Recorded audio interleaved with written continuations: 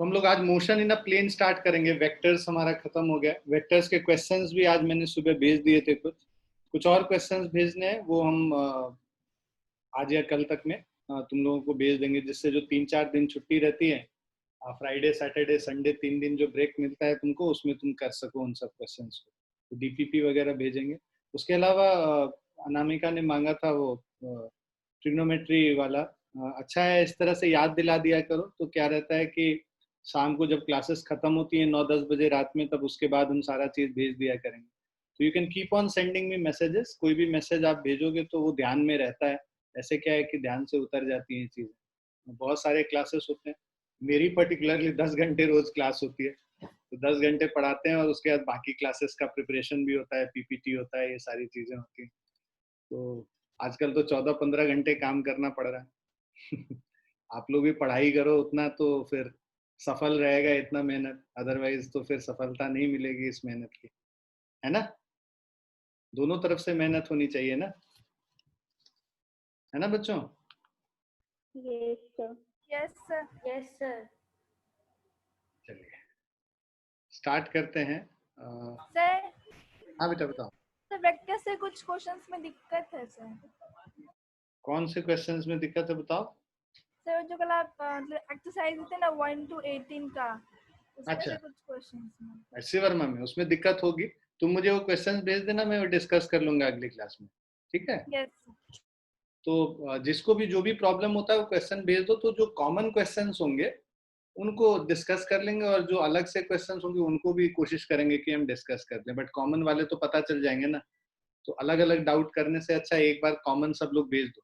तो मुझे क्या करना है, इस ये जो 4 दिन की 3 दिन की अभी ब्रेक होती है, जैसे फ्राइडे सैटरडे संडे, इसमें और भी क्वेश्चंस इकट्ठा करो सारे वेक्टर्स के। एक डाउट सेशन ले लेंगे वेक्टर का, जिसमें कि सारे क्वेश्चंस ही डिस्कस कर लेंगे जो भी तुम्हारे डाउट्स। मंडे या ट्यूसडे को, मंडे को ही ले लेंगे अगर तुम लोग भेज दोगे संडे तक सभी लोग तो, ठीक है। पिक्चर्स खींच के उसको पीडीएफ में कन्वर्ट कर देना और भेज देना मुझे, या फिर पिक्चर्स ही भेज देना अगर पीडीएफ में कन्वर्ट करने में दिक्कत है। मतलब व्हाट्सएप पे ही बस पिक्चर खींच के व्हाट्सएप कर दो, ठीक है।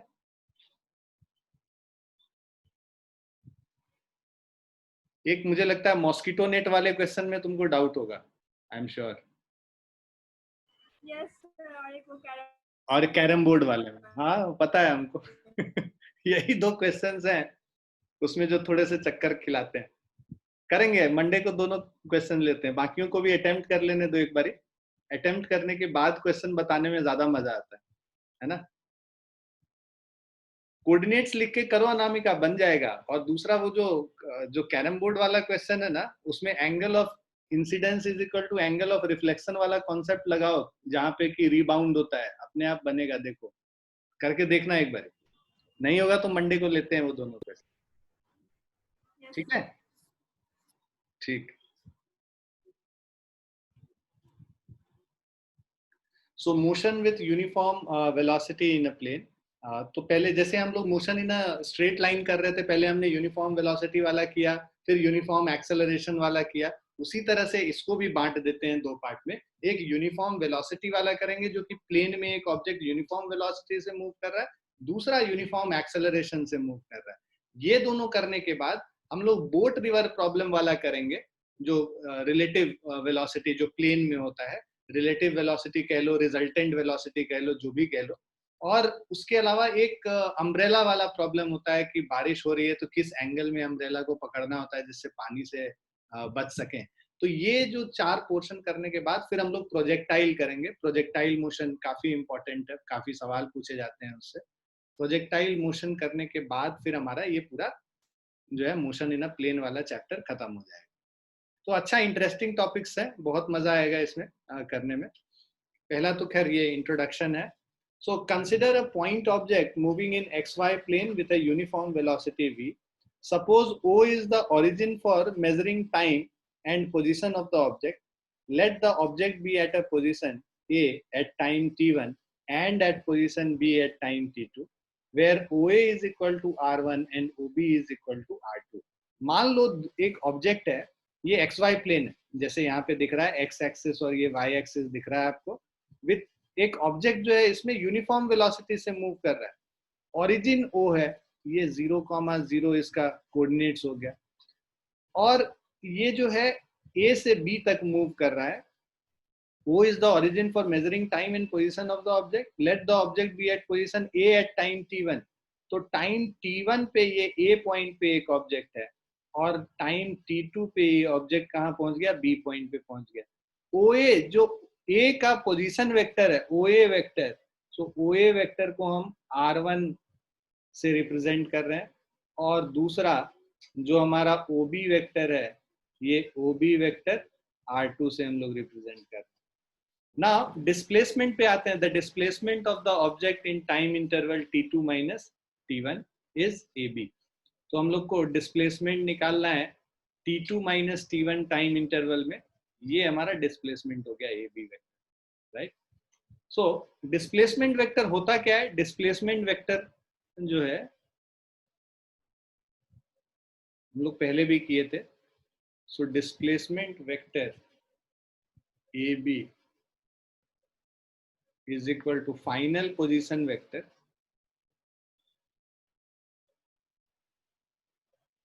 minus initial position vector.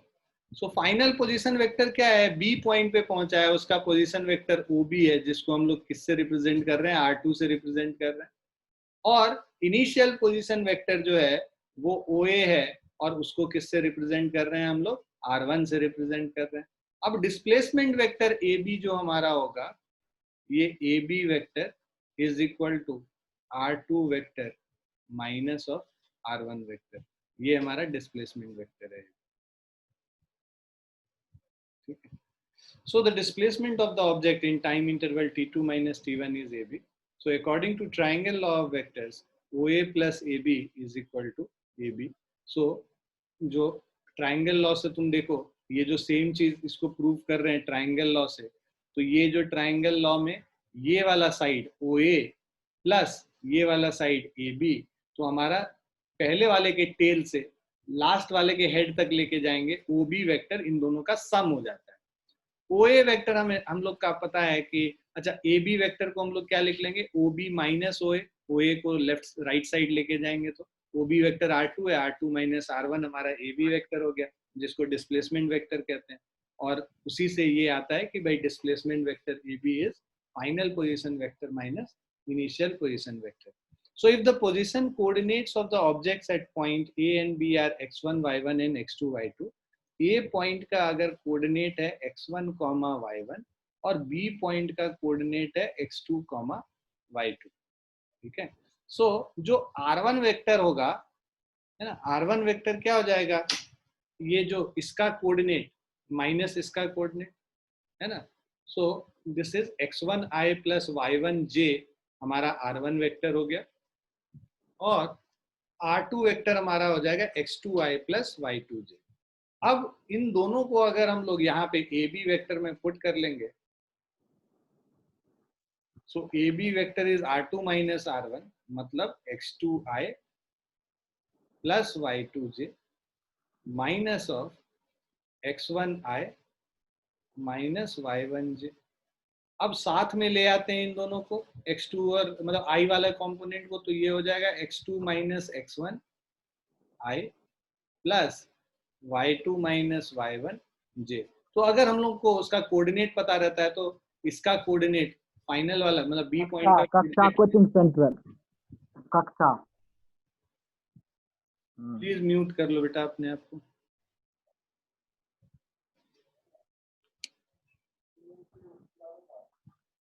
ये आप आज पहली बार क्लास में आए हैं क्या? ये Vivo 1606 से कोई नया बच्चा आया, ज्वाइन किया है? Yes sir. क्या नाम है बेटा आपका? अंश. अंश.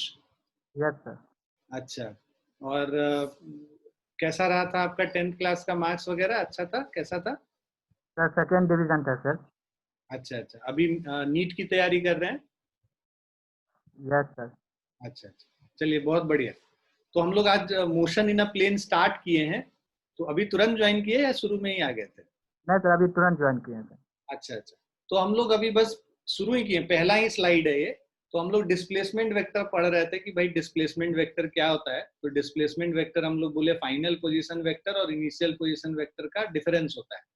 तो आप थोड़ा बहुत वेक्टर्स वगैरह पढ़े हैं अपने से? हाँ सर, थोड़ा बहुत पढ़े हैं। अच्छा अच्छा, ठीक है, कोशिश कीजिए समझने का, जहाँ दिक्कत होगी पूछिएगा मेरे से। Yes sir. तो ये जो हम लोग कह रहे थे कि भाई ये जो हमारा डिस्प्लेसमेंट वेक्टर है, ए से लेके बी तक एक ऑब्जेक्ट गया, तो इसको हम लोग क्या बोलेंगे कि भाई x2 माइनस x1 i और y2 माइनस y1 j। तो ये हमारा यहाँ पे डिस्प्लेसमेंट वेक्टर हो गया। Final position vector minus initial position vector is displacement vector. ठीक है बच्चों? ये हमारा है, यही जो हम लोग लिख रहे थे R2 माइनस R1, मतलब R2 माइनस R1 क्या हो गया, final position vector minus initial position vector. ये हमारा डिस्प्लेसमेंट वेक्टर है। तो x2i प्लस y2j, और इससे हम लोग सब्ट्रैक्ट कर लेते हैं x1i प्लस y1j, राइट। तो ये क्योंकि R1 वेक्टर है ये, और ये है हमारा R2 वेक्टर। अब इन दोनों को सब्ट्रैक्ट करेंगे तो i कंपोनेंट को i कंपोनेंट से सब्ट्रैक्ट करते हैं, तो i वाला i से करेंगे x2 माइनस x1 i हो गया, और j वाले को j से करेंगे y2 माइनस y1 j हो गया। Displacement of the object in time interval t2 minus t1, हम लोग को जो डिस्प्लेसमेंट निकालना है ऑब्जेक्ट का किस टाइम इंटरवल में, t2 minus t1 time interval. तो अब हमारा डिस्प्लेसमेंट क्या है, ये है डिस्प्लेसमेंट R2 माइनस R1 हमारा डिस्प्लेसमेंट है, ठीक है। और जो मैग्नीट्यूड ऑफ डिस्प्लेसमेंट निकालेंगे, तो जो i कंपोनेंट और j कंपोनेंट होता है उसका स्क्वायर कर देते हैं, तो magnitude of displacement A B क्या हो जाएगा, x2 माइनस x1 का whole square plus y2 minus y1 का होल स्क्वायर। ठीक है, ये हम लोग ग्राफ से भी निकाल सकते हैं, वो हम अभी दिखाएंगे आपको पीछे वाले स्लाइड पे जाके।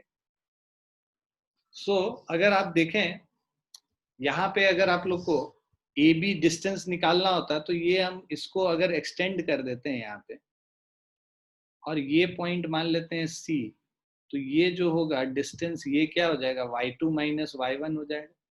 और ये जो डिस्टेंस है इधर से x2 माइनस x1 हो गया ये डिस्टेंस, राइट। तो अब अगर पाइथागोरस थ्योरम से देखो तो ये राइट एंगल ट्राइंगल है, तो AB is equal to root under BC square plus AC square. BC का वैल्यू हम लोग को पता है y2 माइनस y1 का होल स्क्वायर हो गया, और AC का वैल्यू हो गया x2 माइनस x1 का होल स्क्वायर। तो ये बेसिकली ये हमारा जो पाइथागोरस थ्योरम से भी सेम चीज हम लोग निकाल सकते हैं जो वहां पे हम लोगों ने निकाला है। तो ये जो हम लोगों ने मैग्नीट्यूड ऑफ डिस्प्लेसमेंट निकाला है AB, ये हम लोग पाइथागोरस थ्योरम से भी कर सकते हैं, या फिर वेक्टर फॉर्म में लिख के और उसका मैग्नीट्यूड जैसे निकालते हैं वैसे भी कर सकते हैं। तो वो तो डिस्प्लेसमेंट हो गया, यूनिफॉर्म वेलोसिटी से कोई प्लेन में कोई ऑब्जेक्ट मूव कर रहा है एक प्लेन में, है ना। हम लोग ने पहले मोशन इन स्ट्रेट लाइन पढ़ा था, उसमें जब स्ट्रेट लाइन में मूव करता है यूनिफॉर्म वेलोसिटी से, तब हम लोगों ने देखा था क्या क्या चीजें हो सकती हैं।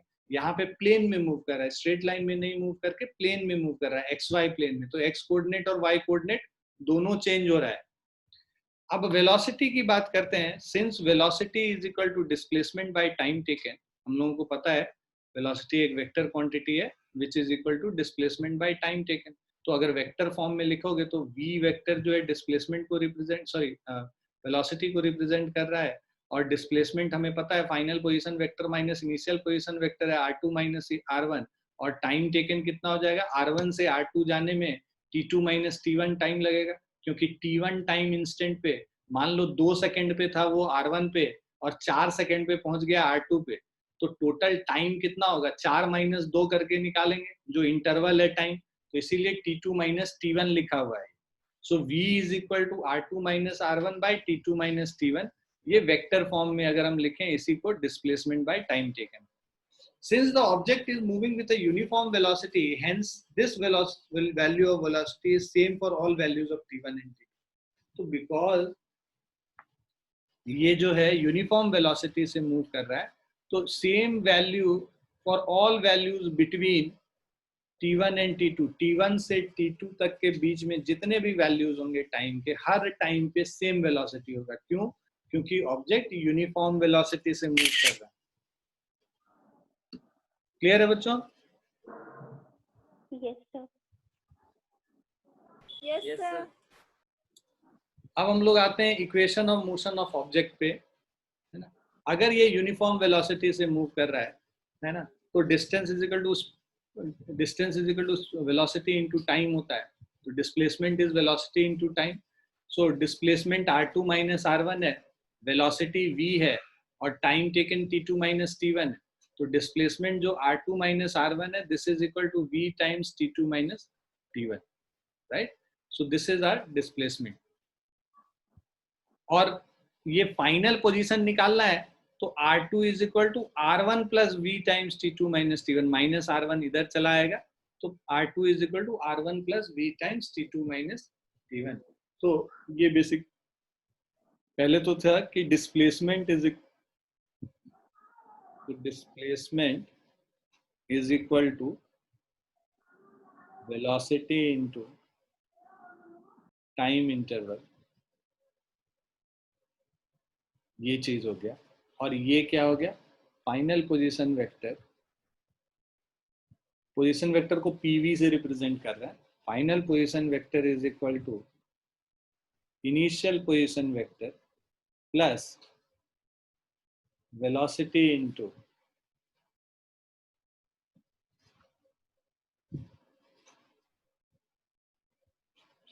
time interval.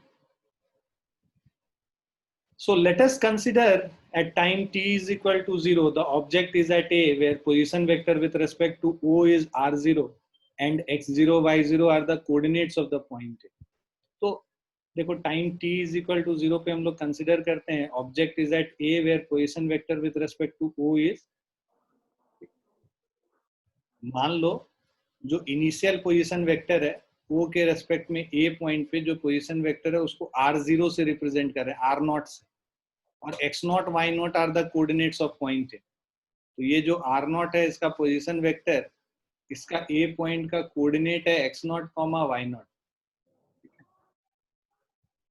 Late the object go to point B जिसका x, y कोऑर्डिनेट है। मान लो ये पॉइंट B पे आ गया एक ऑब्जेक्ट जिसका कोऑर्डिनेट x, y है, ठीक है, after time t, whose position vector with respect to O is r। तो इस पॉइंट का जो पोजीशन वेक्टर है B पॉइंट का, वो पोजीशन वेक्टर क्या हो गया, r हो गया, ठीक है।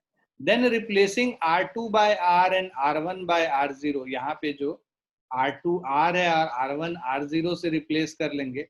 t2 को t से और t1 को 0 से, मतलब time t is equal to 0 पे A पे था और t is equal to t2 is equal to t पे B पे है, मतलब t1 इज इक्वल टू 0 हो गया और t2 is equal to t हो गया। अगर हम लोग ऐसा करेंगे, रिप्लेस कर देंगे इस इक्वेशन में, तो हमारा r is equal to r0 plus v times t minus 0 हो जाता है, या हम लोग बोल सकते हैं r is equal to r0 plus velocity v into time t. So that means position vector at any instant of time t is equal to initial position vector plus velocity into time. So उस ये वाला जो equation है इसका मतलब क्या होता है, position vector at any instant t is equal to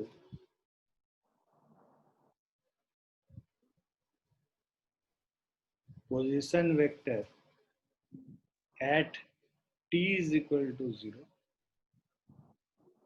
plus velocity into time। तो समझना बहुत जरूरी है कि क्या चीज हम क्यों लिख रहे हैं, है ना, और उसको वर्ड्स के टर्म्स में ना। r is equal to r0 plus vt रट लिए, लेकिन पता ही नहीं r क्या है r0 क्या है, तो फिर सब डिफीट हो जाएगा पर्पस। तो इसीलिए हमेशा ध्यान में रख के कि क्या चीज लिख रहे हैं, क्या मतलब है उसका, वो सारी चीजें ध्यान से समझनी है। तो ये सब कॉन्सेप्ट है, ये सब कॉन्सेप्ट जब तक क्लियर नहीं होगा तब तक क्वेश्चन जब बनाएंगे तो बिल्कुल ही गैप रहेगा उसमें, क्वेश्चंस और कॉन्सेप्ट्स में। सो ये कह रहा है position vector at any instant t is equal to position vector at t is equal to 0 plus of velocity into time. तो अब ये कह रहा है let vx vy be the magnitude of the component of velocity v of the object along x axis and y axis respectively. So अब इसको अगर हम लोग रिप्लेस कर लें तो वेलोसिटी वेक्टर को हम लोग लिखते हैं let's say vxi plus vyj, rectangular coordinates में लिख लेते हैं कंपोनेंट्स में, और v का मैग्नीट्यूड क्या हो जाएगा, root under vx square plus vy square हो जाएगा. हमारा जो इनिशियल पोजीशन वेक्टर है वो r not is equal to x not i plus y not j, और final position vector r is xi plus yj. तो इसको पूरे को हम वहां पे डालते हैं जो हमारे पास इक्वेशन अभी था कि r is equal to r not plus velocity v into t. इसमें डाल देंगे तो हमारा r क्या है, फाइनल पोजीशन वेक्टर है ना. इसको रिप्लेस कर दिया हमने इससे, r को xi प्लस yj से रिप्लेस कर दिया, r नॉट को x not i plus y not j से रिप्लेस कर लिया, और v को vxi प्लस vyj से रिप्लेस कर लिया और इनटू t. क्लियर है. अब इसको सॉल्व कर लेते हैं. i कंपोनेंट को i कंपोनेंट के साथ ले आएंगे तो ये क्या हो जाएगा, xi is equal plus yj is x not plus vxti plus y not plus vytj. यहाँ पे जो j कंपोनेंट है उसको साथ में ले लिए और x कंपोनेंट को साथ में ले लिए, मतलब i के कंपोनेंट. तो अब ये देखो, ये एक बड़ा इंपॉर्टेंट चीज है मोशन इन अ प्लेन का, बहुत ही इंपॉर्टेंट कॉन्सेप्ट है कि हम जो पूरा मोशन है प्लेन का उसको दो पार्ट में डिवाइड कर सकते हैं. एक एक्स एक्सिस के अलोंग जो मूव कर रहा है और दूसरा वाई एक्सिस के अलोंग जो मूव कर रहा है, और दोनों का एक दूसरे पे कोई डिपेंडेंस नहीं रहता है. दोनों इंडिपेंडेंटली एक्स और वाई एक्सिस के अलोंग मूव कर सकता है अपने अपने हिसाब से. तो अगर इसको इक्वेट करो, देखो आई कंपोनेंट को आई कंपोनेंट से इक्वेट कर दो तो x is equal to x not plus v x t और y is equal to y not plus v y t. मतलब x एक्सिस के अलोंग जो मोशन हो रहा है और y एक्सिस के अलोंग जो मोशन हो रहा है ये दोनों इंडिपेंडेंट हैं. इन दोनों को हम सेपरेटली स्टडी कर सकते हैं. जब बिकॉज हम लोग स्टडी सेपरेटली कर सकते हैं तो क्वेश्चन बनाना आसान हो जाता है. अदरवाइज दोनों को एक साथ लेके चलेंगे तो बहुत डिफिकल्ट होगा क्वेश्चन को सॉल्व करना.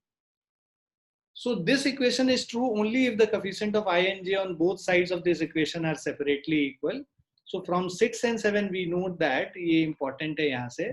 In two-dimensional motion with uniform velocity, each rectangular position coordinate depends upon time in exactly the same way as one-dimensional motion with uniform velocity.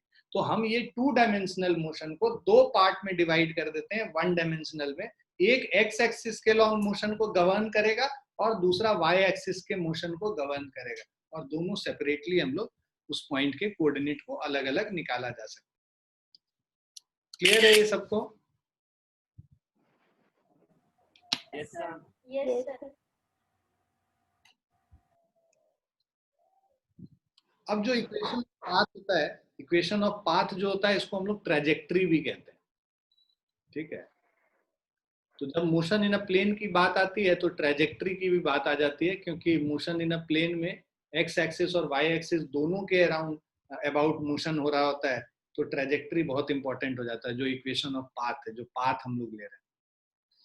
So the equation of path of the object moving with uniform velocity in two dimension can be obtained by eliminating t from 6 and 7.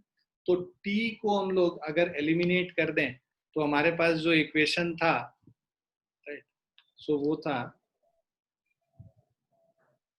x is equal to x not plus v x t, y is equal to y not plus v y t. ये हमारा छठा equation था और ये हमारा सातवां equation. हम लोग क्या करते हैं, t को यहाँ से, बिकॉज हम लोग को इक्वेशन ऑफ पाथ निकालना है तो x y में रिलेशन चाहिए. इक्वेशन ऑफ पाथ मतलब x और y के बीच में रिलेशन हम लोग को निकालना है. तो यहाँ पे टाइम t जो है इसको हम लोग को हटाना है. तो टाइम t देखोगे, पहले सिक्स्थ वाले इक्वेशन को अगर हम सॉल्व करते हैं तो मेरा x minus x naught is equal to v x t आ गया, या time t is equal to x minus x not divided by v x. Basically x naught को लेफ्ट साइड लेके गए तो x माइनस एक्स नॉट हो गया, is equal to v x into t. V x से divide कर दिया तो x minus x not divided by v x is equal to T हो गया टाइम. अब इस टाइम को, ये जो x minus x not divided by v x वाला टाइम है, इसको हम लोग रिप्लेस कर देते हैं 7th वाले इक्वेशन में। तो हमारा इक्वेशन क्या हो जाएगा, y is equal to y not plus v y into t. अब ये जो टाइम t है ये हम लोगों ने x minus x not by v x डाल दिया। अब इसको अगर हम लोग लिखें अच्छे से तो हमारा क्या हो जाएगा, y is equal to y zero plus of v y by v x, v y by v x x minus v y by v x into x naught. अब this is equal to y is equal to y by v x into x plus of y naught minus v y by v x into x zero. तो ये हमारा ये जो value है ये सारा constant वाला वैल्यू हो गया, ठीक है।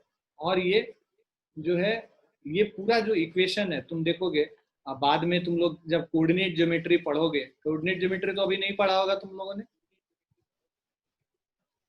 तो इक्वेशन ऑफ लाइन का जो जनरल फॉर्म है y is equal to m x plus c के फॉर्म में अगर हम लोग देखें तो y is equal to m x plus c. m क्या होता है, स्लोप होता है इस ग्राफ का।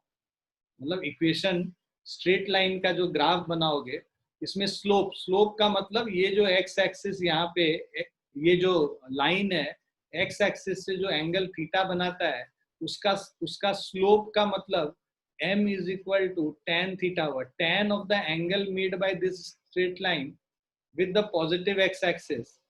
तो ये जो थीटा है एंगल जो बना रहा है straight line positive x axis से, उसका tan निकाल देते हैं तो वो हमारा स्लोप होता है स्ट्रेट लाइन का। तो y is equal to m x plus c, यही चीज बताता है, c कांस्टेंट है बेसिकली।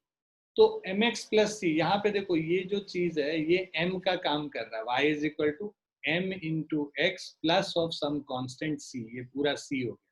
तो ये इक्वेशन ऑफ स्ट्रेट लाइन को रिप्रेजेंट कर रहा है। तो यही चीज यहाँ लिखा है, this is the equation of a straight line having a slope vy by vx। m क्या है हमारा, slope vy by vx which is shown by a straight line ab, ठीक है ना। तो ये जो AB है इस स्ट्रेट लाइन का ये इक्वेशन होता है और ये स्लोप बताता है बेसिकली। तो vy बाय vx हम लोगों को इसका स्लोप बताएगा। तो कितना ज्यादा स्लोप मतलब कितना स्टीप है। एक कोई ग्राफ है, मान लो ये ग्राफ है, दूसरा ग्राफ ऐसा है, तीसरा ग्राफ ऐसा है, इसका स्लोप कम, इसका मीडियम, इसका सबसे ज्यादा स्लोप, ठीक है। तो स्लोप मतलब इसका एंगल कैसे बढ़ रहा है, तो वो स्लोप इंक्रीज करता जाएगा। उससे हम लोगों को लाइन का पता चलता है कि वो लाइन बेसिकली कैसा, कौन सा लाइन है जो कि उस इक्वेशन को सेटिस्फाई करे। So path of an object moving with uniform velocity in 2 dimension is a straight line। अगर कोई ऑब्जेक्ट यूनिफॉर्म वेलोसिटी से मूव कर रहा है तो वो उसका जो पाथ होगा that will be a straight line. Clear है बच्चों? Yes, sir. Yes, sir. Yes, sir.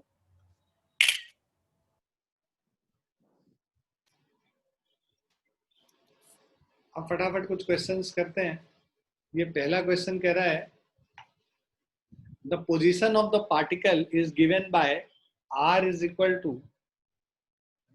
हमारे पास पोजीशन दिया हुआ है r is equal to 3ti minus 2t square j, where t is in second and the coefficient of the proper units of r to be in meters.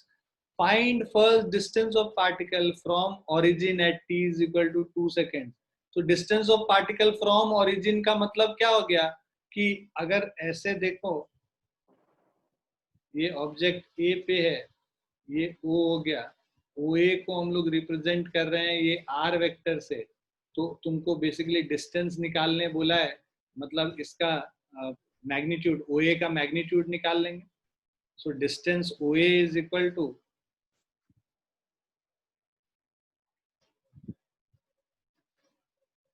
Are vector का magnitude. अब हमें कब निकालना है, t is equal to 2 seconds. तो पहले तो r vector निकाल लेते हैं, t is equal to 2 seconds पे, तो 3 into 2 i -2 into 2 square j, तो ये हमारा क्या हो गया आर वेक्टर 3 इंटू 2 मतलब 6i -4 2 8j, राइट। तो 6i -8j हो गया हमारा position vector are, right.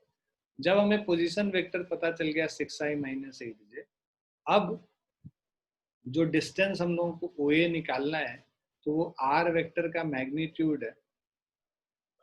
OA is equal to r vector का मैग्नीट्यूड मतलब √6 स्क्वायर प्लस -8 का होल स्क्वायर, 36 प्लस 64, सो ये हो गया 100, 100 का स्क्वायर रूट हो गया 10, ठीक है। सो 10 मीटर हो गया डिस्टेंस ऑफ दिस पॉइंट। दूसरा आपको कह रहा है angle made by position vector with x axis at that time, मतलब हम लोगों को ये एंगल भी निकालना है। ये एंगल निकालने के लिए ये मान लो कोई कोऑर्डिनेट है x, y, राइट। सो अब हम लोग को अगर एंगल निकालना है तो ये क्या कर लेंगे, अब देखो ये 6i -8j है, मतलब इसका एग्जैक्ट अगर बनाओगे पॉजिटिव और y नेगेटिव, यहाँ पे कुछ है, राइट। ये 6, -8 ये वाला पॉइंट रिप्रेजेंट कर रहा है।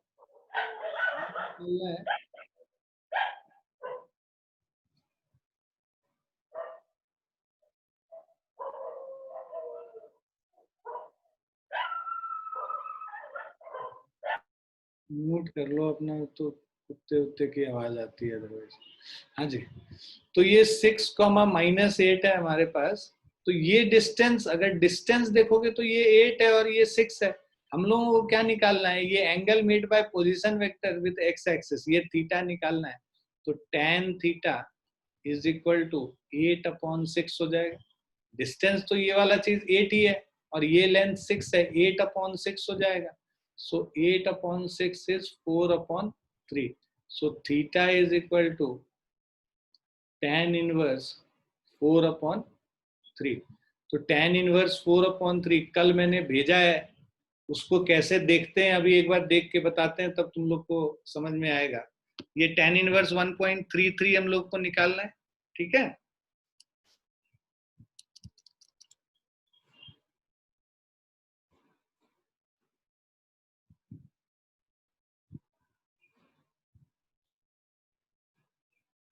अब देखो ये मैंने भेजा था कल, है ना।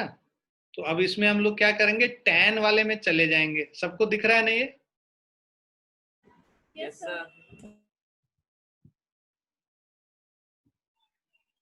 अब 1.33 वाला हम लोग को देखना है। तो 1.33 के लिए नेचुरल टेंजेंट,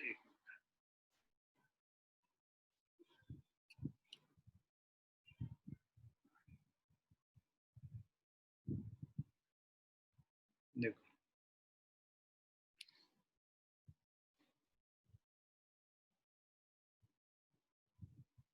देखो 1.33 ढूंढना है। 1.2327 यहाँ आ गया, 32 आ गया, राइट। तो ये देखो 3270 और ये क्या हो गया 1.3270 और ये 1.3319 को रिप्रेजेंट कर रहा है। मतलब 1.33 अगर हम लोग को ढूंढना होगा तो वो क्या हो गया 53 डिग्री और 0.1 या 53 डिग्री और 6 सेकेंड्स। ये जो रिप्रेजेंट कर रहा है, ये क्या रिप्रेजेंट कर रहा है 6 सेकेंड्स को। तो 1.3270 ये हो गया, 1.3319 ये हो गया। तो हम लोग को क्या ढूंढना है 1.33 ढूंढना है। तो ये हो गया हमारा 53 डिग्री 6 मिनट्स। सबको आया समझ में कैसे एंगल देखते हैं? Yes, sir.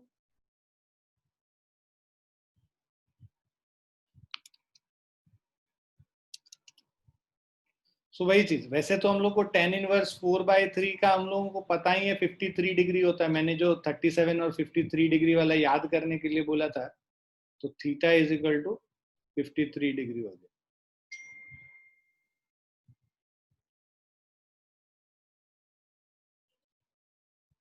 क्लियर है बच्चों? Yes, sir.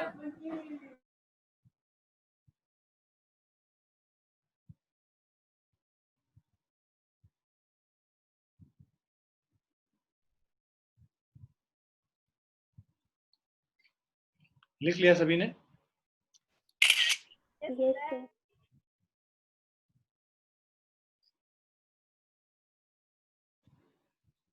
नेक्स्ट पे चलते हैं.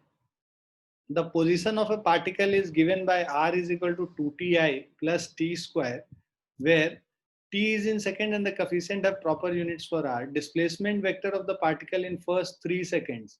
मतलब कि अब देखो हमारे पास जो पोजीशन है, position vector is given bye 2ti plus t square 0 j.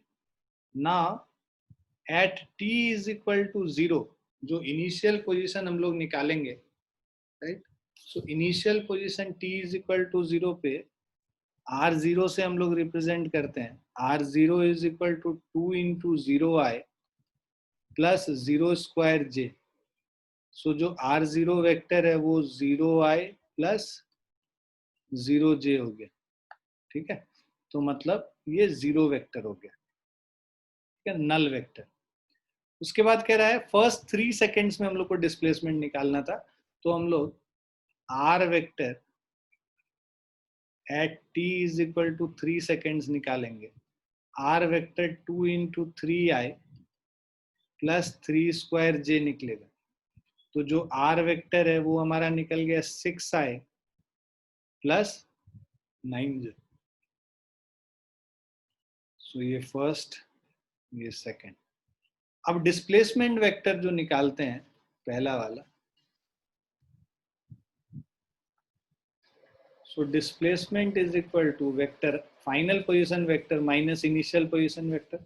Final position vector है 6i plus 9j, और इससे initial position vector 0i plus 0j को सब्ट्रैक्ट कर देंगे तो हमारा डिस्प्लेसमेंट वेक्टर निकल के आ जाएगा 6i plus 9j.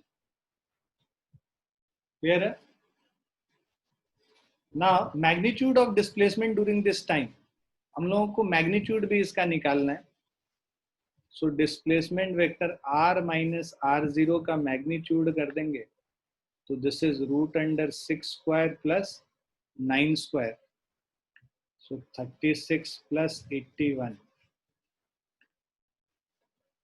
रूट 117 हो. ये डिस्प्लेसमेंट वेक्टर का मैग्नीट्यूड निकल गया. Angle made by displacement vector with x axis, so same tan theta करेंगे. अब देखो मेरा ये जो वेक्टर था ये इनिशियल यहाँ पे है और फाइनल कहीं यहाँ पे है. ये पॉइंट का जो कोऑर्डिनेट है 6,9 हो गया. तो जो एंगल मेड tan थीटा जो करेंगे ये 9 है, ये 6 है, तो tan theta is equal to 9/6, 3/2 हो गया, which is equal to 1. So theta is equal to tan inverse of. ठीक है, और उसमें अगर हम लोग देखें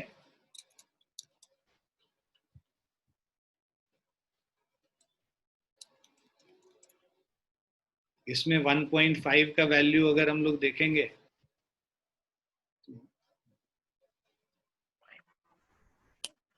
होगा. हाँ, यहाँ पे 1 पॉइंट देखो 1.48 हो गया, 4882 4932, ये 5051. तो 5051 वाला यूज करो या 4994 1.4994, ये ज्यादा क्लोज है. तो इसका जो तुम यूज करोगे 1.4994, ठीक है, ये कितने डिग्री पे है? 56 डिग्री. और ये जो है इसको अगर तुम देखोगे 24 मिनट्स है, राइट? 18 मिनट्स ले लो, तो जो पूरा एंगल होगा वो क्या होगा? 56 डिग्री 18 मिनट्स. 57 डिग्री में तो 1.5 थे, तो उसको ले लेते ना, अच्छा होगा 5 मिनट. ये ज्यादा पास तुमको लगा. 1.5 से 1.4994 से ज्यादा पास 1.5399 है तुम्हारे हिसाब से? सर वो नहीं तो मतलब ज्यादा अच्छा है ना, 1.5 है तो हाँ, तो 1.5 मतलब वाला लिख दे। तुम्हारे अच्छा लगने से physics नहीं चलता है ना मैडम, फिजिक्स फिजिक्स से चलता है। जो ज्यादा पास होगा वो होगा ना, अच्छा लग रहा है मतलब सुंदर लग रहा है, यही ले लेते हैं। चलिए, जो तुमको मर्जी वो ले लेना, मैं तो तरीका बता रहा हूँ कैसे देखना है।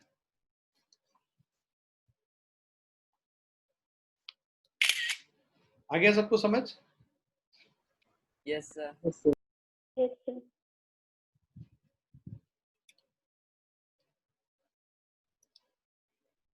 अब ये 77th क्वेश्चन है। The position of a particle is given by r is equal to t i minus root two J.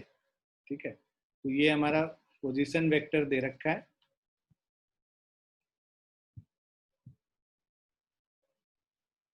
T i minus root two जे।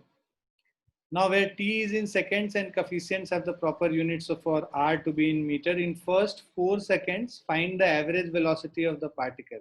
तो average velocity हमें पता है total displacement by total time taken होता है। तो first 4 second में पहले तो t is equal to 0 second पे initial position vector r0 निकाल लेते हैं। ठीक है, तो r0 जो हमारा निकलेगा 0i minus root under 0j, मतलब जीरो वेक्टर हो गया बेसिकली, नल वेक्टर। और t is equal to 4 seconds पे अगर हम लोग देखते हैं तो जो r वेक्टर है ये 4i minus root under 4j है, तो इसको हम लोग करेंगे 4i माइनस 2j, राइट। सो ये हमारा फाइनल पोजीशन वेक्टर हो गया t is equal to 4 second. अब find average velocity of particle. सो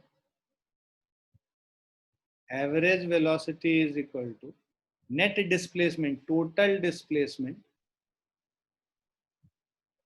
जैसे एवरेज स्पीड था total distance by total time, ये total displacement by total time हो जाएगा, क्योंकि वेलोसिटी की बात हो रही है तो डिस्प्लेसमेंट आएगा यहाँ पे। अब डिस्प्लेसमेंट के लिए हम लोग क्या करते हैं, डिस्प्लेसमेंट के लिए इसका मैग्नीट्यूड निकालना जरूरी है। तो this is equal to root under 4 square, right, plus of -2 का होल स्क्वायर। सो ये वैल्यू अगर हम लोग लिखेंगे तो this is 16 plus 4 which is equal to root 20. So this will be root 20. अब ये तो मैग्नीट्यूड हो गया। अभी जो हम लोग एवरेज वेलोसिटी, अगर हम लोग वेक्टर क्वांटिटी देखें, v average is equal to displacement को हम लोग लिख लेंगे 4i minus 2j divided by time जो है हमारा 4 सेकेंड है। सो 4/4 अलग अलग डिवाइड कर दो, -2/4j। सो दिस इज 4/4 1 हो गया, 2/4 0.5, मतलब 1/2 हो गया। तो i माइनस 0.5j। ठीक है, ये एवरेज वेलोसिटी हो गया ना। मैग्नीट्यूड ऑफ एवरेज वेलोसिटी हम लोग को निकालने बोल रहा है सेकेंड पार्ट में। तो मैग्नीट्यूड ऑफ एवरेज वेलोसिटी के लिए या तो तुम इसको टाइम इसको डिवाइड कर दो, या इसका जो एवरेज वेलोसिटी का मैग्नीट्यूड निकाल लो, वैसे भी कर सकते हैं। तो root under 20 divided by 4, so इसको बाहर ले जाएंगे 2√5/4 which is equal to √5/2 metre per second. ये हमारा एवरेज वेलोसिटी का मैग्नीट्यूड हो जाएगा। इसको ऐसे भी निकाल सकते थे, इसका अगर मैग्नीट्यूड निकाल लोगे root under 1 square plus of 0.5 square, तो दिस इज 1 प्लस 0.25 रूट 1.25। इसको सॉल्व करोगे ना तो ये स्क्वायर रूट के अंदर अगर 2 को लेके जाओगे तो रूट अंडर 5/4 हो गया, मतलब रूट अंडर 1.25 यहाँ पे भी मिलेगा। तो कैसे भी कर सकते हैं, या तो ये जो एवरेज वेलोसिटी आया है उस एवरेज वेलोसिटी का मैग्नीट्यूड निकाल लें और तब कर ले, या फिर ये जो डिस्प्लेसमेंट था उसका मैग्नीट्यूड को टाइम से डिवाइड कर दोगे तो भी तुम्हारा एवरेज वेलोसिटी का मैग्नीट्यूड निकल जाएगा। क्लियर है बच्चों? Yes sir. Yes, sir. Third part में आपको कह रहा है कि angle made by average velocity with x axis. तो एवरेज वेलोसिटी का एक्स एक्सिस से एंगल निकालने बोल रहा है।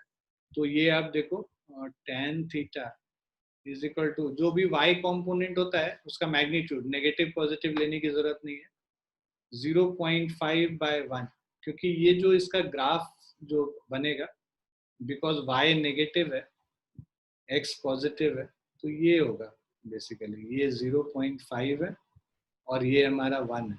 तो ये एंगल थीटा हम लोग बात कर रहे हैं। तो tan थीटा क्या होगा 0.5/1। सो 0.5/1 मतलब 1/2 हो गया।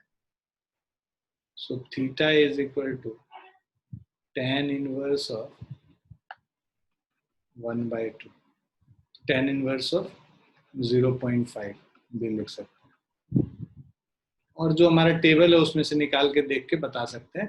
अदरवाइज तो अगर आंसर इसी फॉर्म में दिया हुआ है तो हम इसी फॉर्म में लिख लेंगे। क्लियर है बच्चों? Yes sir. Yes, sir.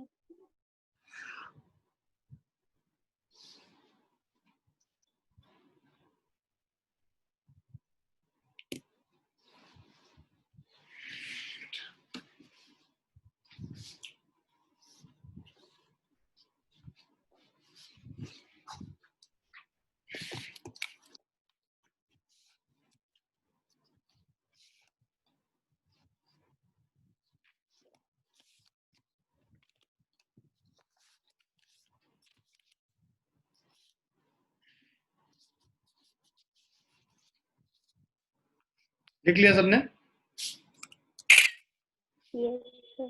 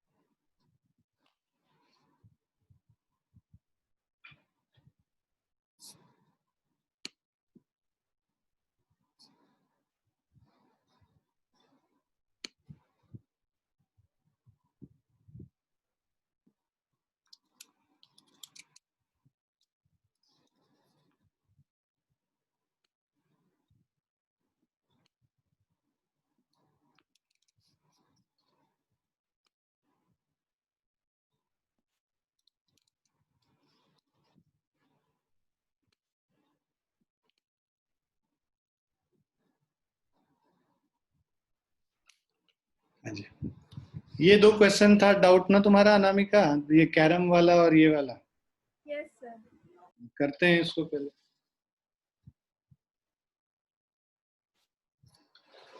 देखो क्या क्वेश्चन कह रहा है, carrom board 4 feet by 4 feet square has the queen at the centre. ठीक है, तो अभी हम लोग पहले तो एक कैरम बोर्ड मतलब एक स्क्वायर बना लो।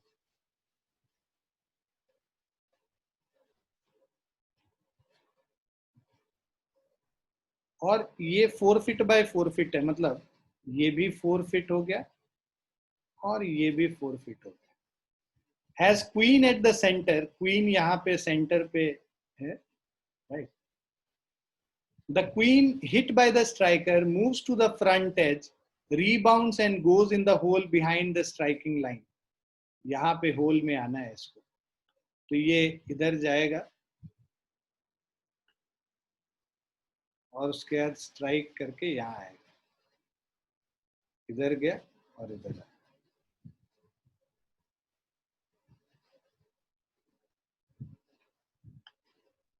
ठीक है, find the magnitude of displacement of the queen from the center to the front edge। ये डिस्प्लेसमेंट हम लोग को मैग्नीट्यूड निकालना है। दूसरा, from the front edge to the hole ये डिस्प्लेसमेंट निकालना है ना, from the centre to the hole उसके बाद हम लोग को ये डिस्प्लेसमेंट, सारे पॉइंट का कोऑर्डिनेट निकाल लेते हैं, राइट। तो अब ये देखो कि ये एंगल और ये एंगल सेम है, ये थीटा और ये थीटा सेम होगा, angle of incidence is equal to angle of reflection. Clear है बच्चों? Yes sir. इसको ज्वाइन कर दो। अब ये जो एंगल है थीटा, ये भी एंगल थीटा होगा, alternate interior angles are equal, ये इसके पैरेलल हो गया ये वाला साइड, है ना। क्लियर है बच्चों? अब देखो ये ट्राइंगल लेते हैं, मान लो इस पॉइंट को ले लेते हैं, इस पॉइंट को हम जो है कन्वीनियंस के लिए इसको ओरिजिन ले लो 0,0, ओ पॉइंट, ये पॉइंट ए हो गया, ये बी हो गया, ये सी हो गया और ये डी हो गया, और इस पॉइंट को मान लेते हैं ई, ये वाला जो पॉइंट। क्लियर है? मैथमेटिक्स का क्वेश्चन है ये, कुछ नहीं करना है इसमें। अब देखो ये जो ट्राइंगल है और ये जो ट्राइंगल है, इसमें वेक्टर नहीं भी आएगा तो भी तुम सॉल्व कर लो, 9th क्लास में जितना पढ़े थे उससे। ये दोनों ट्राइंगल आपस में कॉन्ग्रुएंट है कॉन्ग्रुएंट।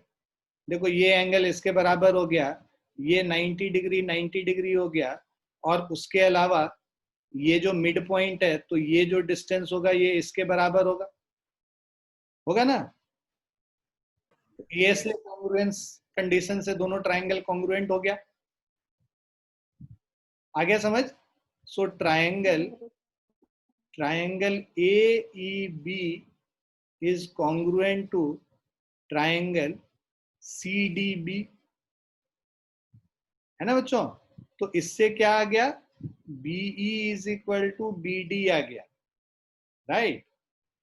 ये BE जो है BD के बराबर है, और उसके अलावा इन दोनों ट्राइंगल, ये दोनों ट्राइंगल भी आपस में कॉन्ग्रुएंट हैं, क्योंकि ये एंगल इसके बराबर है, ये साइड कॉमन हो गया, राइट।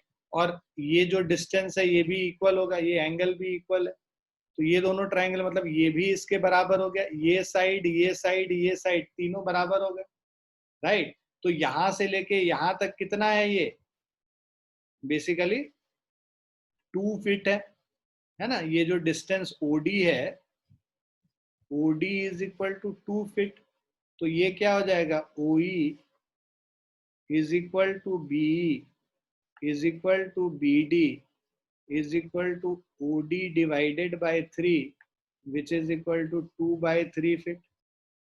क्लियर हो गया बच्चों? और ये जो डिस्टेंस है यहां से, इसका जो डिस्टेंस है AE is equal to 2 feet, half जो डिस्टेंस होगा इसका। तो A पॉइंट का आप कोऑर्डिनेट लिखोगे, तो A पॉइंट का कोऑर्डिनेट क्या हो गया, एक्स कोऑर्डिनेट, मतलब ये OE, इसको हम लोग मान लेते हैं y एक्सेस और इसको मान लेते हैं x एक्सेस। ठीक है बच्चों? तो A पॉइंट का कोऑर्डिनेट हो जाएगा हमारा 2/3, 2, राइट। और C पॉइंट का कोऑर्डिनेट हो जाएगा, अगर यहां से हम लोग चेक करेंगे, C पॉइंट का कोऑर्डिनेट ये जो है नीचे चला गया, कितना, y एक्सिस में -2 फीट नीचे चला गया, और x एक्सिस में 2 है, तो 2, -2 हो जाएगा इसका कोऑर्डिनेट। ये क्लियर है सबको? Yes sir. Yes sir. ये पार्ट अब हमको क्या बोल रहा है इसमें, from the centre to the front edge, मतलब कि O से लेके A तक का डिस्टेंस निकालना, OA। पाइथागोरस थ्योरम सिंपली लगा लेंगे या डिस्टेंस फॉर्मूला लगा लो, जो लगाना है वो लगा सकते हैं। 0 - 2/3 का होल स्क्वायर प्लस ऑफ 0 - 2 का होल स्क्वायर, तो ये क्या हो जाएगा हमारा, √4/9 + 4 हो गया, ठीक है। तो 9 4 36 + 4 40/9 का स्क्वायर रूट, तो 40/9 का अगर हम लोग स्क्वायर रूट करें, पीछे किसने आंसर दे रखा है 9th वाला,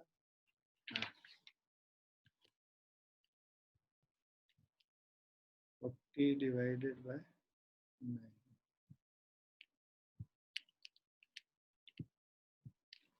4.44 9th का ए रूट 74 फीट। हम लोग को क्या निकालना था? From the centre to the front edge, this magnitude of displacement of the queen from centre to A B सी।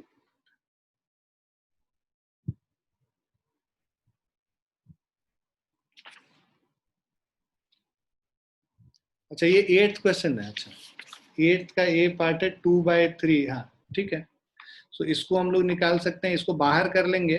40 में से 4 को बाहर करोगे तो स्क्वायर रूट के 2, 9 का जो है 3 हो जाएगा और ये 10 हो जाएगा। 2/3 रूट 10 फीट हो। ठीक है। बी पार्ट में कह रहा है from the front edge to the hole, मतलब ए से लेके सी तक का डिस्टेंस हम लोग को डिस्प्लेसमेंट निकालना है। ए सी इज इक्वल टू, अब ये डिस्प्लेसमेंट निकाल लेंगे तो हो जाएगा 2 माइनस है ना 2/3 माइनस 2 का whole square plus of 2 minus of -2 मतलब 2 + 2 का whole square. So this is 3 2 जा 6 हो गया, 2 - 6 -4/3 तो 16/9 प्लस ऑफ 16 9 जा 144 150 160 160/9 हो गया। तो 16 × 10 4/3 रूट 10 फिट हो गया। ठीक है। और उसके बाद from the centre to the hole निकालना है, मतलब OC निकालना है। OC is equal to 2 square plus -2 का होल स्क्वायर। तो 4 + 4 8 हो गया, 2 रूट 2 फीट। क्लियर है?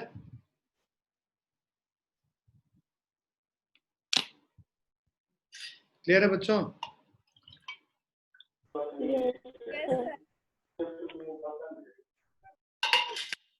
ये पूर्णिया में बहुत कम ही लोग बना पाएगा, है ना। पूछना सब मजे लेना, जिनसे भी मजे लेने उनको दे देना ये क्वेश्चन। ठीक है ना। नेक्स्ट क्वेश्चन पे चले। लिख लिया सबने इसको?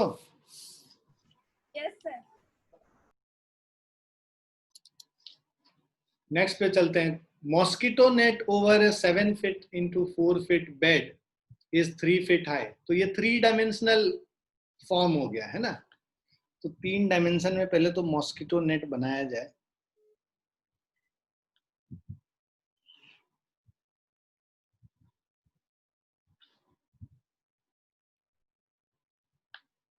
So mosquito net over a 7 feet by 4 feet bed is 3 feet high.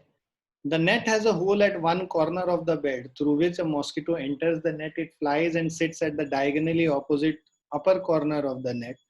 Find the magnitude of the displacement of the mosquito, taking the hole as the origin. One corner of a bed. Okay. Hole as the origin, length of the bed as x-axis, its width as y-axis, and vertically up as z-axis. ये हो गया x, ये हो गया y, ये हो गया z। एक मॉस्किटो नेट ऐसे लगा हुआ है।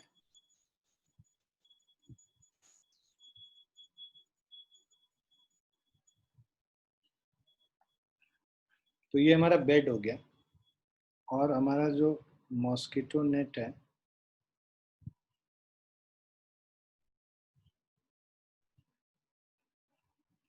ना, घर में हम लोग मच्छरदानी लगाते हैं।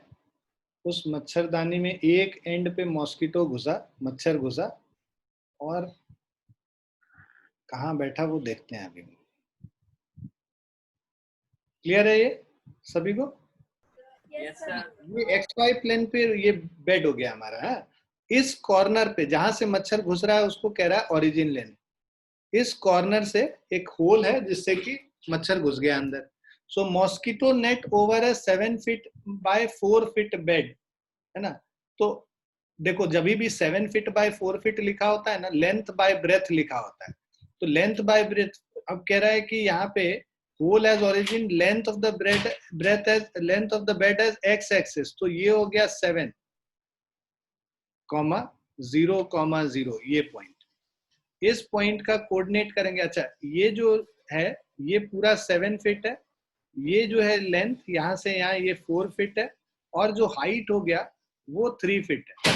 तो अगर ये 7 है ये 4 है, तो इस पॉइंट का कोऑर्डिनेट लिखोगे तो इसमें बस y होगा, मतलब 0, 4, 0 हो गया, ठीक है। और इस पॉइंट का कोऑर्डिनेट ये 0, 0, 0 हो गया, सॉरी 3 कोऑर्डिनेट लिखना होगा। और इस पॉइंट का कोऑर्डिनेट लिखेंगे तो एक्स वाई होगा, एक्स 7 होगा, वाई 4 होगा, जेड 0 होगा, क्योंकि एक्स वाई प्लेन पे। अब इस पॉइंट का कोऑर्डिनेट लिखेंगे अगर, तो जेड बस होगा, मतलब 0, 0, 3 हो गया। ये जो पॉइंट है इसका अगर कोऑर्डिनेट लिखेंगे तो यहाँ पे y और z होगा, x 0 होगा, क्योंकि yz प्लेन है, तो यहाँ पे x 0 होगा, तो मतलब 0, 4, 3 हो गया। इस पॉइंट पे xz प्लेन है, तो इसमें x और z होगा, y 0 होगा, तो xz मतलब 7, 0, 3 हो गया। और इस पॉइंट का कोऑर्डिनेट अगर लिखेंगे तो ये हो जाएगा हमारा 7, 4, 3। ये सबको समझ में आया कैसे कोऑर्डिनेट लिखते हैं? Yes sir. नो सर, हाँ बेटा, फिर से एक बार बता दीजिए। हाँ हाँ अभी देखो क्या है कि जब x एक्सिस के तरफ चलते हैं तो बस x कोऑर्डिनेट में बढ़ोतरी हुआ, y और z तो 0 ही रहा ना। हाँ, तो जब x के तरफ चलेंगे तो y और z 0 ही रहेगा, क्योंकि z तो जब ऊपर जाएंगे तब z कैलकुलेट होगा, और जब राइट साइड को जाएंगे तब y बढ़ेगा। हम लोग तो यहाँ पे इसी लाइन पे आ रहे हैं, तो यहाँ पे बस x कोऑर्डिनेट होगा 7 इस पॉइंट पे, y z 0, 0 होगा। जब हम लोग y की तरफ निकलते हैं तो बस y कोऑर्डिनेट में चेंज होता है, x और z 0 रहता है, तो 0, 4, 0 हो गया। जब हम लोग z एक्सिस के तरफ जाएंगे तो बस z में बढ़ोतरी होगा, x और y में कोई चेंज नहीं होगा, 0, 0, 3 हो गया। ये 3 पॉइंट क्लियर है? Yes sir. अब हम लोग ये जो जब एक्स वाई प्लेन में रहेंगे, एक्स वाई प्लेन में, तो बेड पे जब रहेंगे तो हाइट तो कुछ रहेगा नहीं ना, बेड के ऊपर का हाइट तो हम लोग कंसिडर करेंगे नहीं। तो इसमें जो लेंथ ब्रेथ है, एक्स एक्सिस 7 हो गया और वाई कोऑर्डिनेट 4 हो गया, जेड तो 0 ही रहेगा इस पॉइंट, ओरिजिन 0, 0 है, 0। ये क्लियर है ये दोनों पॉइंट भी? Yes sir. अब हम लोग ऊपर चलते हैं। यहाँ पे जब y कोऑर्डिनेट हमने बदल दिया 0, 4, 0, इसमें अब ऊपर चले जाएंगे तो z कोऑर्डिनेट भी बढ़ जाएगा, बट x कोऑर्डिनेट तो नहीं बढ़ेगा ना, हम x एक्सिस के तरफ तो आए नहीं, हम तो yz प्लेन में ही ऊपर चले गए, तो x तो 0 ही रह जाएगा, तो 0, 4, 3 हो गया। अब हम लोग इधर जब आएंगे, इस तरफ जब आएंगे, हमारे पास x कोऑर्डिनेट था, x कोऑर्डिनेट में हम ऊपर चले जाएंगे तो z कोऑर्डिनेट भी आ जाएगा साथ में, y कोऑर्डिनेट 0 रहेगा यहाँ पे, क्योंकि हम y एक्सिस के अलोंग तो जा नहीं रहे। जब हम लोग इस पॉइंट पे आएंगे तो ये देखो यहाँ पे जो है इस पॉइंट पे x, y, z तीनों चीज आ रहा है ना, मतलब पहले हम लोग x कोऑर्डिनेट में आए, फिर y कोऑर्डिनेट बढ़ाए, z कोऑर्डिनेट बढ़ाए, और फिर y कोऑर्डिनेट बढ़ाए, तो 7, 4, 3 करके हम यहाँ पहुंच गए। क्लियर है ये पॉइंट? Yes sir. बस अब इसके बाद कुछ नहीं है, कह रहा है the net has a hole at one corner of the bed through which a mosquito enters the net. It flies and sits at the diagonally opposite upper corner of the net. यहाँ से उड़ के यहाँ पे बैठ गया, मतलब ये पॉइंट O है, O पॉइंट से A पॉइंट पे आ गया, तो O पॉइंट से A पॉइंट को हम लोग ज्वाइन कर देंगे। इसका कह रहा है find the magnitude of displacement of the mosquito. So displacement OA है ना, displacement OA is equal to root under 7 minus 0 का होल स्क्वायर प्लस 4 माइनस 0 का होल स्क्वायर प्लस 3 माइनस 0 का होल स्क्वायर। डिस्प्लेसमेंट वेक्टर लिखते तो R vector is equal to 7 minus 0 I plus 4 minus 0j, ठीक है, plus 3 minus 0k। सो मतलब ये displacement vector r is 7i plus 4j plus 3k।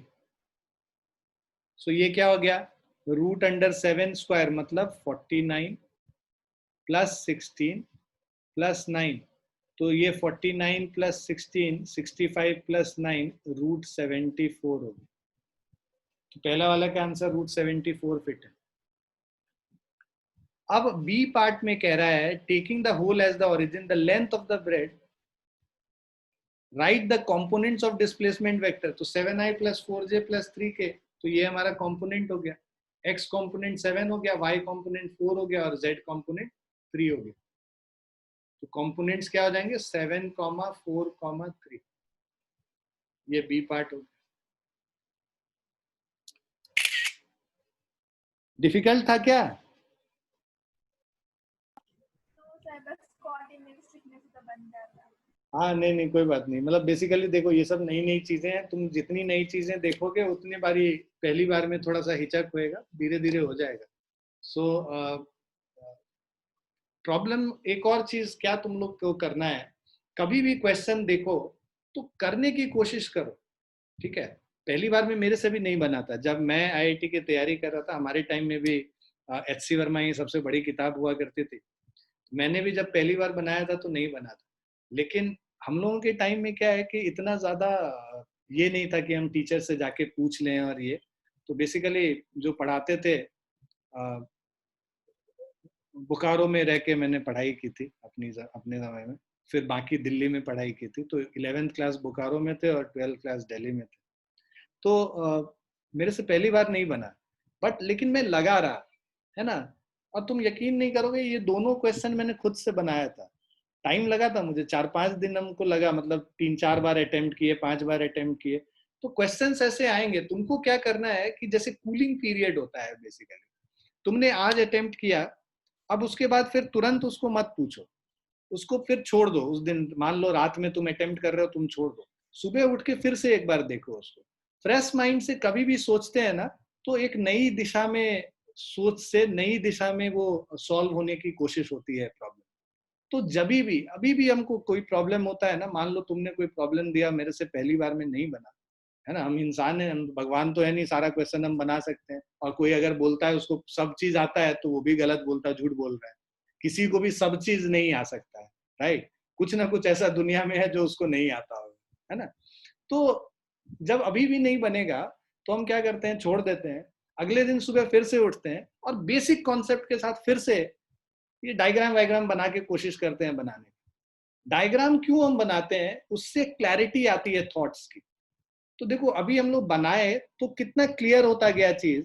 ऐसा नहीं कि कोई मैं 500 बार इस सवाल को मैंने बनाया है, ऐसा नहीं है, राइट।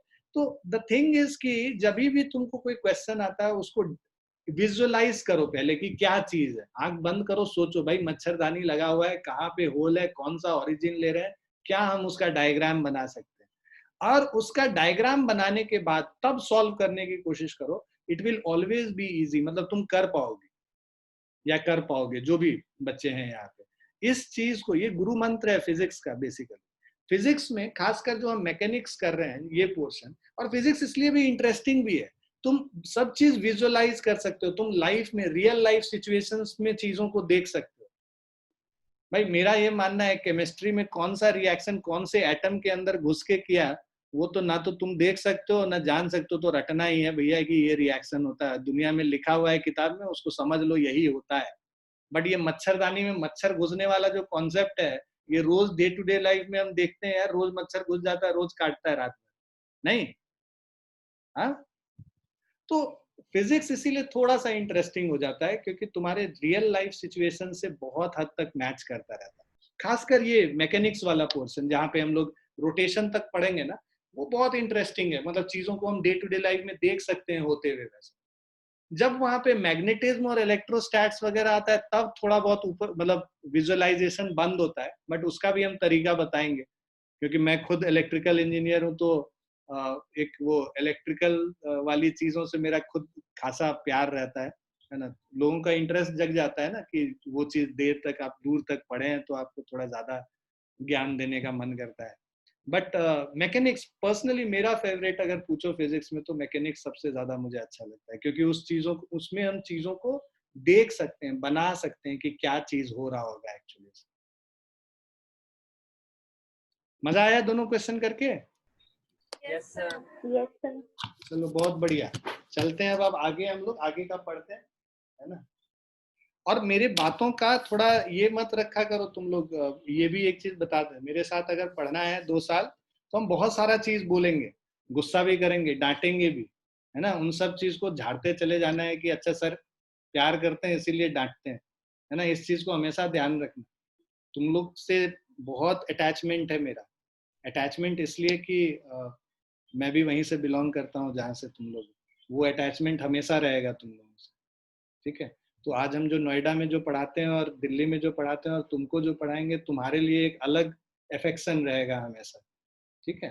तो डांटेंगे भी, डांटने को बस सोचो कि गुरु हैं, पेरेंट्स से भी बढ़ के गुरु होते हैं, भगवान के बाद गुरु का नंबर आता है। आज के डेट में नहीं आता है, सब लोग गाली देता है, गधा है वो टीचर, ज्ञान देता है ये है। हमारे टाइम में ऐसा नहीं हुआ करता था। मैं तो अभी भी कोई टीचर मिलते हैं तो उनको पाँव छू के प्रणाम करते हैं, कहीं पे भी मिल जाते हैं, मॉल में भी मिल जाते हैं, कई 1000 लोग देख रहे हैं तो भी हम पाँव छू के प्रणाम करते हैं। हमको बहुत पहले जब हम फिटजी में पढ़े थे 96 97 में, तो वहां पे उस समय मेरे जो टीचर्स थे वो अभी भी मेरे घर के पास ही रहते हैं, तो वो जब भी मुझे मिलते हैं मैं पाँव छू के उनको प्रणाम करता हूँ।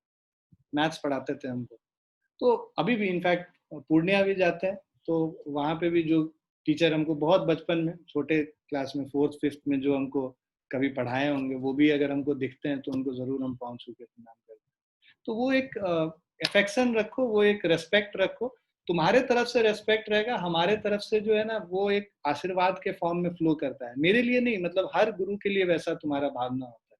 हमेशा ये ध्यान रखो बेटा, कोई भी गुरु है ना तुमको कुछ ना कुछ सिखा के ही जाएगा। 10 चीज में से 2 चीज तो तुमको नहीं आता होगा, आई एम श्योर, तो उससे कोशिश करो कि वो 2 चीज तुमको मिल जाए, है ना।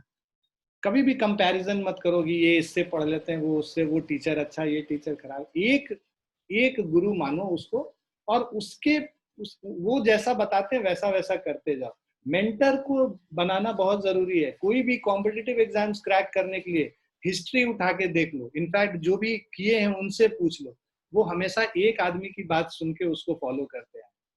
तो इसीलिए बहुत जरूरी है कि एक मेंटर अपने दिमाग में बनाना कि अच्छा सर को हम मेंटर बनाते हैं तो सर जो बोलेंगे जैसे बोलेंगे उनसे हम अपनी हर प्रॉब्लम डिस्कस करेंगे कि मुझे ये प्रॉब्लम हो रहा है, मैं ये नहीं कर पा रही हूँ या ये नहीं कर पा रहा हूँ, मैं कैसे करूँ, मैं किस तरह से अपने प्रिपरेशन को आगे लेके जाऊँ।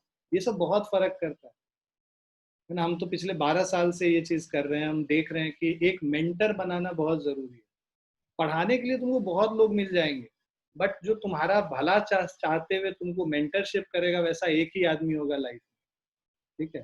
सो आई एम नॉट सेइंग कि it should be me, it can be anyone, it can be someone from your family also, मतलब कोई तुम्हारे बड़े भैया ये वो कोई भी हो सकता है, ठीक है। बट एक मेंटर होना जरूरी है जो कि जैसा बताए वैसा तुम करो, उसमें सवाल जवाब ज्यादा ना करो, ठीक है। चलिए आगे बढ़ते हैं आज का चीज बढ़ाते हुए। सो ये वाला क्वेश्चन हम लोग कर रहे थे, एक और। सो position vector of a particle is given by r is equal to 4 cos ti plus 4 sin tj. r is in meter and t is in seconds. Find the position at any time t. So हमारे पास एक question कर रहे हैं, the position vector of a part r दे रखा है 4 cos ti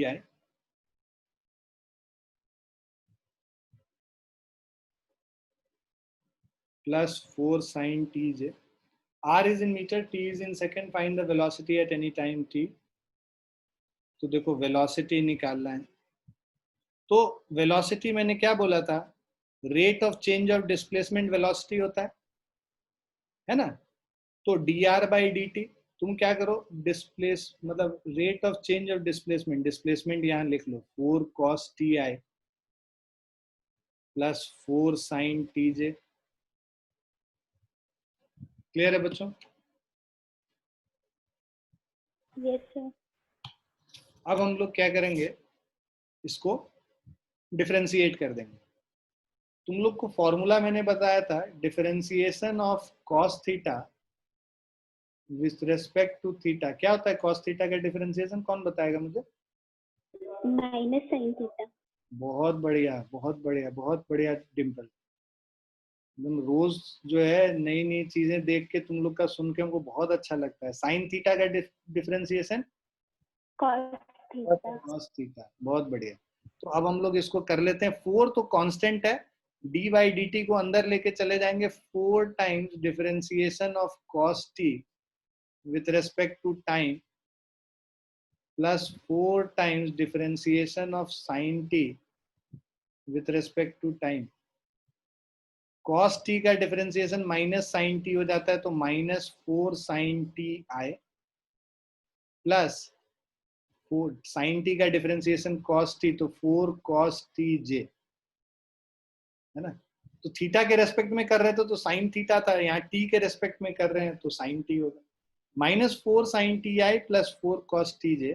अब कह रहा है at t is equal to pi by 4 seconds. Pi by 4 मतलब क्या होता है, 45 डिग्री होता है, ठीक है।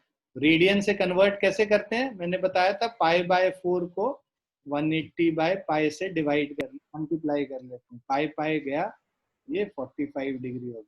सो pi by 4 radian is equal to 45 degrees. अब डिग्रीज कन्वर्ट कर लोगे तो यहाँ पे जो वेलोसिटी वेक्टर है, this is equal to -4 sine t मतलब 45 degree plus 4 cos 45 degree j. So जो हमारा वेलोसिटी वेक्टर होगा, this is equal to -4 sine 45 degree मतलब 1/√2i और cos 45 डिग्री मतलब 1/√2j। So this is -2√2i plus 2√2j। So this is velocity vector. अब आपको कह रहा है मैग्नीट्यूड निकालिए इस वेलोसिटी वेक्टर का। मैग्नीट्यूड निकालने के लिए हम लोग क्या करेंगे, दिस इज रूट अंडर -2√2 का होल स्क्वायर प्लस 2√2 का होल स्क्वायर। सो 8 + 8 16 हो गया, उसका रूट अंडर 4 हो जाएगा, तो 4 मीटर पर सेकेंड होगी इसका magnitude. C part direction, so tan theta is equal to, अब देखो ये हम लोग को ये जो एंगल निकालना है, velocity direction of velocity with x axis. So ये -2√2i प्लस 2√2j इसके अलोंग जा रहा है, इस डायरेक्शन में जा रहा है। सो डायरेक्शन निकालना है, राइट। तो डिपेंड करता है आपको ये एंगल निकालना है, ये एंगल निकालना है। अगर ये एंगल निकालना है तो tan theta will be equal to y by X. तो y है हमारा 2√2 बाय -2√2, तो -1 हो जाएगा। So theta is equal to 135 degree.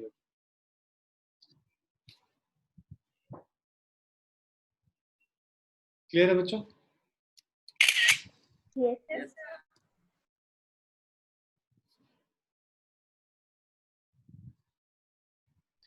लिख लीजिए इसको and we'll stop here for the day. इसके आगे हम लोग एक्सेलरेटेड मोशन कल की क्लास में करेंगे, मतलब सॉरी मंडे की क्लास में करेंगे। तो मैं तुम्हें वेक्टर्स पे बहुत सारा क्वेश्चंस भेजूंगा, उसको करना अच्छे से मन लगा के, ठीक है। और फिर एक बार और तुम लोग अपने डाउट्स वगैरह इकट्ठा कर लो, फिर मुझे बताना, मैं उसको भी सॉल्व कर दूंगा। ठीक है बच्चों? Yes, sir. Yes, sir. Bye bye and take care बच्चों, बहुत अच्छा लगा आज की क्लास में।